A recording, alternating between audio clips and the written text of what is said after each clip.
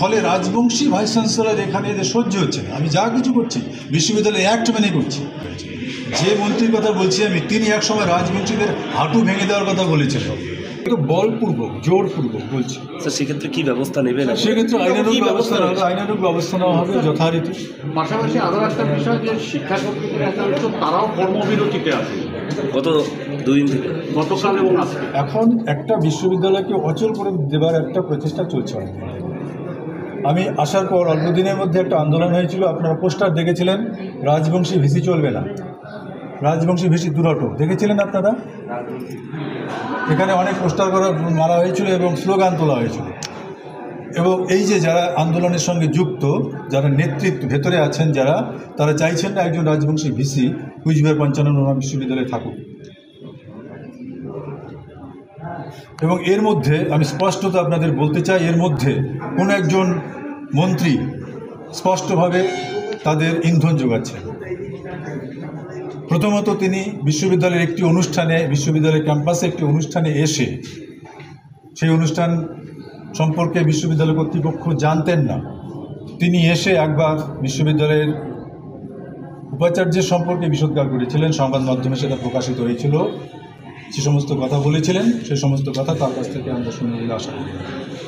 দ্বিতীয়ত আরেকদিন তিনি ক্যাম্পাসে ঢুকেছিলেন এবং ক্যাম্পাসে শুধু নয়, বিশ্ববিদ্যালয়ের একটি ঘরে ঢুকে সাসপেন্ডেড রেজিস্ট্রার সাসপেন্ড হওয়ার পর তিনিও সেই মিটিংয়ে যোগ দিয়েছিলেন। মাননীয় মন্ত্রী ছিলেন, সাসপেন্ডেড রেজিস্ট্রার ছিলেন, পাশে বসিয়ে তিনি সেদিনও বলে গেছেন যে এই ভাইস চ্যান্সেলরের বিরুদ্ধে তিনি ব্যবস্থা নেবেন বা কী এরকম। এবং ছাত্রছাত্রীদের, যারা এই যে এখানে বসে আছে আমাদেরই ছাত্রছাত্রী, এরা তো সমস্ত কিছু বোঝে না, জানে না, যেটা বোঝানো হয় সেটাই হয়তো বোঝে।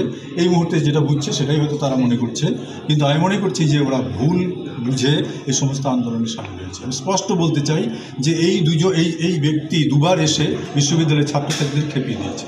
এবং একটা লক্ষ্য করবেন যে দুদিন তিনি এখানে এসেছিলেন, সেই দুদিন ভাইস চ্যান্সেলর এখানে উপস্থিত ছিলেন। প্রথম দিন 15ই সম্ভবত এপ্রিল, তার পরের দিন এমসিসি ঘোষিত হয়েছিল।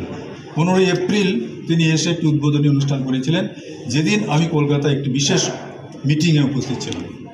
আমাদের মাননীয় চ্যান্সেলরের সঙ্গে আমাদের একটা মিটিং ছিল, সমস্ত ভাইস চ্যান্সেলরাই সেখানে গেছিলেন, আমাদের বিশ্ববিদ্যালয়ের ডিন দুজন গেছিলেন, আমি গেছিলাম 15ই এপ্রিল। ঠিক সেই দিন উনি ঢুকে ওই অনুষ্ঠানটি করেছেন এবং আমার সম্পর্কে নানা রকম উল্টোপাল্টা মন্তব্য করেছেন।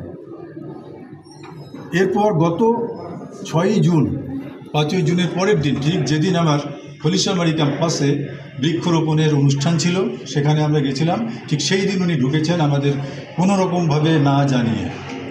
আমাদের একবার জানানো হয়েছিল যে এখানে ওয়েব কুপার শিক্ষকদের একটা সংগঠন আছে, তারা মিটিং করবেন। রেজিস্ট্রারকে চিঠি দিয়েছিলেন, রেজিস্ট্রার আমাকে দেখিয়েছিলেন, আমি কোনো আপত্তি করিনি, ঠিক আছে আমরা সেদিন তো যাবো ওখানে, ওরা করুক, কিচ্ছু জানি না আমরা। আমি পরে শুনলাম যে না, সেই দিন মাননীয় মন্ত্রী এসেছেন এবং আরও কেউ এসেছেন এবং সেখানেও বিশ্ববিদ্যালয় সম্পর্কে উল্টোপাল্টা কথা বলা হয়েছে। যে মন্ত্রীর কথা বলছি আমি, তিনি একসময় রাজবংশীদের হাঁটু ভেঙে দেওয়ার কথা বলেছিলেন। এবং আমার কাছে একাধিক মেসেজ আছে যে বর্তমান যে সাসপেন্ডেড রেজিস্ট্রার, তিনি বলার চেষ্টা করেছেন রাজবংশী বেশি এখানে থাকতে দেওয়া হবে না। আমি আপনাদের সেই মেসেজটাও দেখাতে পারি। তিনি বলার চেষ্টা করেছেন। ফলে রাজবংশী ভাইস চ্যান্সেলর এখানে এদের সহ্য হচ্ছে না। আমি যা কিছু করছি বিশ্ববিদ্যালয় অ্যাক্ট মেনে করছি, বিশ্ববিদ্যালয়ের আইন মেনে করছি এবং বিশ্ববিদ্যালয়ের অ্যাক্ট এবং স্ট্যাটিউট এগুলো তৈরি করে দিয়েছেন সরকার। এটা সরকারি প্রতিষ্ঠান। এই প্রতিষ্ঠানে এসে আমাকে সরকারের নির্দেশ অনুযায়ী, তারা যে নির্দেশগুলো অ্যাক্টে স্ট্যাটিউটে দিয়েছেন, সেই নির্দেশ অনুযায়ী আমার বিশ্ববিদ্যালয়কে পরিচালনা করতে হবে। যদি আমাকে তাতে বাধা দেওয়া হয় তাহলে ধরে নেওয়া হবে যে সরকারি ব্যবস্থাকেই বানচাল করে দিতে চাইছে তারা, সরকারি নিয়মকেই এরা মানতে চাইছে। আমি তো সরকারি নিয়মের বাইরে কিছু করছি না, আমি তো বলপূর্বক কোনো কিছু করছি না, আমি তো কারো প্রতি অসন্তুষ্ট হয়ে কিছু করছি না, ব্যক্তিগত কোনো রোষ ক্ষোভ তো আমার কারোর উপর নেই। আমি চাইছি একটি বিশ্ববিদ্যালয় আমাদের রাজবংশী সমাজের অন্যতম প্রধান পুরুষ, প্রাণ পুরুষ যাকে বলি, আমরা জাতির জনক বলি, পঞ্চানন বর্মার নামে সেই প্রতিষ্ঠানের আমি ভাইস চ্যান্সেলর হয়েছি, ওই রাজবংশী সমাজের একজন মানুষ হিসেবে প্রথম ভাইস চ্যান্সেলর। এবং এই বিশ্ববিদ্যালয় গড়ার পেছনে আমাদেরও আন্দোলন ছিল, দীর্ঘদিন থেকে আমরা আন্দোলন করেছিলাম একটি বিশ্ববিদ্যালয় হোক পঞ্চানন বর্মার নামে। সেখানে যখন এখানে আমি চাই না এইভাবে নানা রকম করে আন্দোলন করে আমার কাজকে যাওয়া